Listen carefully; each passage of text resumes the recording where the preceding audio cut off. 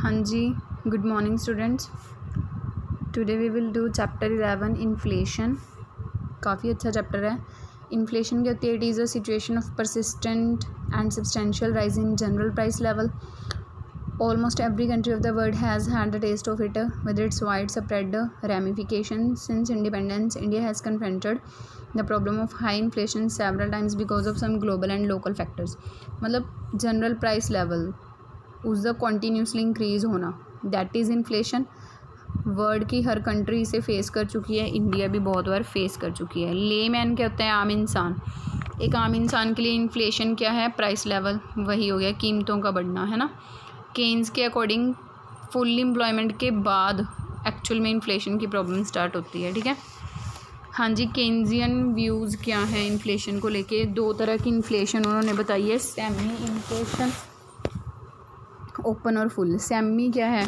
ये कहते हैं कि फुल एम्प्लॉयमेंट से पहले, ठीक है, अगर डिमांड इंक्रीज़ होती है या क्वांटिटी ऑफ मनी इंक्रीज़ होती है तो प्राइस थोड़ा बहुत इंक्रीज़ हो सकते हैं, कोई ज़्यादा नहीं. इसको सेमी इन्फ्लेशन या बॉटलनेक इन्फ्लेशन बोलते हैं. ओपन या फुल इन्फ्लेशन क्या होगी? जब फुल एम्प्लॉयमेंट सिचुएशन आने के बाद क्वांटिटी ऑफ मनी ज़्यादा होगी, उसके कारण प्राइसेस ज़्यादा होंगे. उसको क्या बोलते हैं हम? ट्रू या फिर फुल इन्फ्लेशन. डायग्राम में देखो दिखाया गया है. ई पॉइंट के बाद अगर मनी सप्लाई राइज हो रही है ना, तो ई एन कर्व जो ऊपर को जा रही है तो प्राइसेस ज़्यादा होंगे, वो क्या होगी? फुल इन्फ्लेशन या open inflation. Types of inflation में ओपन अभी हमने डिस्कस कर ली. ओपन तो सप्रेस्ड इन्फ्लेशन.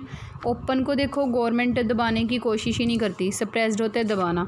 तो इसमें ये वो सिचुएशन है जब प्राइसेस को कंट्रोल किया जाएगा. ठीक है, किसी ना किसी वे से, राशनिंग के द्वारा, प्राइस कंट्रोल, कोई भी टेक्निक यूज़ करके. टाइम बेसिस पे भी हम मतलब ले सकते हैं. वार टाइम इन्फ्लेशन युद्ध के कारण है ना, जब मतलब प्रोडक्शन कम हो जाती है तो प्राइसेस ज़्यादा होंगे, वो वार टाइम इन्फ्लेशन होगी. पोस्ट वार कहते हैं युद्ध ख़त्म होने के बाद जो कुछ टैक्सेस लगाए हुए थे गवर्नमेंट ने, वो टैक्स ख़त्म हो गए, या जो पब्लिक से लोन लिया हुआ था वो पब्लिक को वापस कर दिया. पब्लिक के पास पैसा चला गया, मनी सप्लाई ज़्यादा होगी तो भी क्या हो जाएगी? इन्फ्लेशन.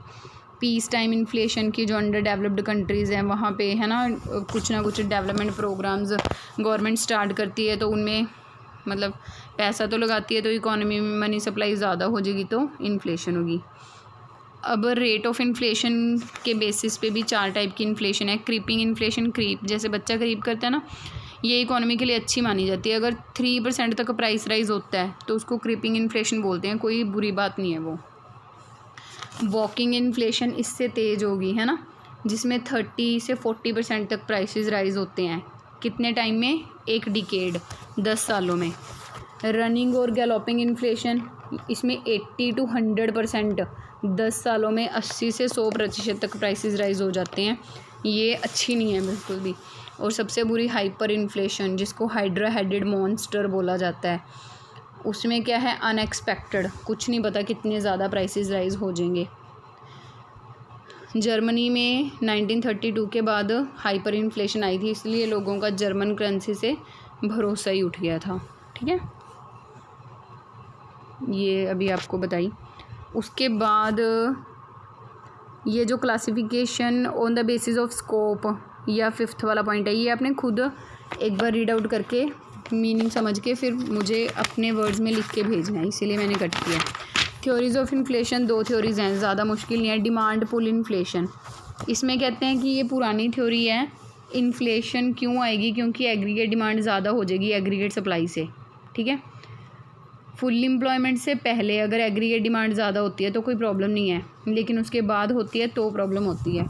डायग्राम देखो, बहुत अच्छी डायग्राम है. PS सप्लाई कर्व है, पहले थोड़ा स्टेबल, फिर बड़ी, फिर कांस्टेंट. OM4 फुल एम्प्लॉयमेंट को दिखा रहा है. डिमांड कर्व 6 हैं इसमें, D1, D2, D3, D4.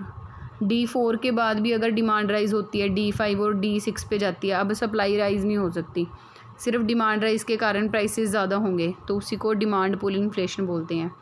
इसके 3 रीजंस हैं. क्वांटिटी थ्योरी ऑफ मनी की क्वांटिटी ज़्यादा होने से प्राइस राइज हो रहा है. केन्जियन थ्योरी, केन्स ने क्या बोला है कि जब एग्रीगेट डिमांड एग्रीगेट सप्लाई से ज़्यादा होगी तो, है ना, मॉडर्न क्वांटिटी थ्योरी ये मिल्टन फ्रीडमैन मॉनेटरिस्ट ने दी थी।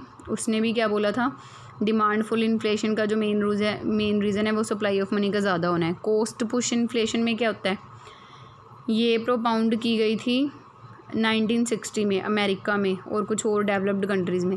वहाँ पे क्या हुआ था, प्राइसेस राइज हो रहे थे पर प्रोडक्शन कम हो रही थी। इसका मतलब इन्फ्लेशन तभी भी पॉसिबल है जब एग्रीगेट डिमांड कम हो रही हो लेकिन कॉस्ट ऑफ प्रोडक्शन राइज हो रही हो। ठीक है, कॉस्ट राइज होने के कारण इसका नाम कॉस्ट पुश इन्फ्लेशन है। ठीक है, डायग्राम में देखो, सप्लाई पहले एस वाली सप्लाई कर्व है, ए पॉइंट के बाद सप्लाई कांस्टेंट होगी, डिमांड कर्व ई पॉइंट पे इंटरसेक्ट कर रहे थे। अब क्योंकि कॉस्ट ऑफ प्रोडक्शन ज़्यादा होगी तो सप्लाई कम होगी, S1 पे चली गई, फिर ऐसे ही और कम होगी S2 पे। तो सप्लाई कम हो रही है मतलब आउटपुट कम हो रहा है पर प्राइस क्या हो रहे हैं ज़्यादा। तो ये जो प्राइस राइज है इन्फ्लेशन है, ये कॉस्ट पुश इन्फ्लेशन है। कॉजेज और कहते हैं इम्परफेक्ट कॉम्पिटिटिव मार्केट में भी 3 तरह की हो सकती है। वेज इंड्यूस्ड इन्फ्लेशन, जब वेजर्स ट्रेड यूनियन बना लेते हैं और कहते हैं हम तो इतनी वेजेस ही लेंगे, वेजेस बढ़वा लेते हैं अपनी, उसके कारण जो इन्फ्लेशन होती है वेज इंड्यूस्ड। प्रॉफिट इंड्यूस्ड, जब मोनोपोलिस्ट या ओलिगोपोलिस्ट होते हैं जानबूझ के कम प्रोडक्शन करते हैं डिमांड से ताकि प्रॉफिट्स बढ़ाने या प्राइसेस बढ़ा दें। कॉस्ट ऑफ की इनपुट्स, जो मेन इनपुट्स होते हैं किसी भी इंडस्ट्री के लिए, कोल स्टील पेट्रोल, जब इनके प्राइसेस ज़्यादा हो जाएं तो भी हमें प्राइसेस बढ़ाने पड़ते हैं चीज़ों के, तो वो भी इन्फ्लेशन का कारण बन जाते हैं। कंसेप्ट ऑफ इन्फ्लेशनरी गैप हमने पहले भी किया हुआ है, केन्स का कंसेप्ट है, जब एग्रीगेट डिमांड फुल एम्प्लॉयमेंट के लेवल को भी क्रॉस कर जाती है। यहाँ से कुछ नहीं, सिंपली डायग्राम से देखो, एग्रीगेट डिमांड AD वाली जानी चाहिए थी फुल एम्प्लॉयमेंट लेवल पे, लेकिन AD डैश जा रही है, E1 पॉइंट पे इंटरसेक्ट कर रही है, तो जो EF वाला गैप है वो इन्फ्लेशनरी गैप है। ठीक है, आपने जस्ट क्या याद रखना है कि जब aggregate demand full employment level को भी क्रॉस कर जाए। उसके बाद कॉजेज़ हैं महंगाई के, डिमांड साइड क्या है कि पब्लिक एक्सपेंडिचर, जब गवर्नमेंट ज़्यादा खर्चा करेगी इकोनॉमी में मनी सप्लाई ज़्यादा होगी। डेफिसिट फाइनेंसिंग, गवर्नमेंट घाटे का बजट बनाती है, उसको पूरा करने के लिए लोन लेगी, अल्टीमेटली इकोनॉमी में क्वांटिटी ऑफ मनी ज़्यादा हो जाएगी। चीप मॉनेटरी पॉलिसी में बैंक रेट, रेपो रेट सब कुछ सस्ता, तो लोगों को लोन सस्ता मिल जाता है तो क्वांटिटी ऑफ मनी ज़्यादा हो जाएगी। डिस्पोजेबल इनकम टैक्स जब कम लगते हैं लोगों पे तो उनके पास डिस्पोजेबल इनकम ज़्यादा बच जाती है ना। ब्लैक मनी, इन्वेस्टमेंट ज़्यादा होने पर reduction in taxes, same point आ गया। लेस पब्लिक बोरोइंग, मतलब गवर्नमेंट लोगों से उधार ही नहीं ले रही तो गवर्नमेंट के पास लोगों के पास बहुत पैसा बचा हुआ है। पॉपुलेशन ज़्यादा होना, एक्सपोर्ट्स ज़्यादा होने, इन सारे रीजंस का एक मेन रीज़न है, इनसे क्वांटिटी ऑफ मनी ज़्यादा हो जाएगी। ठीक है,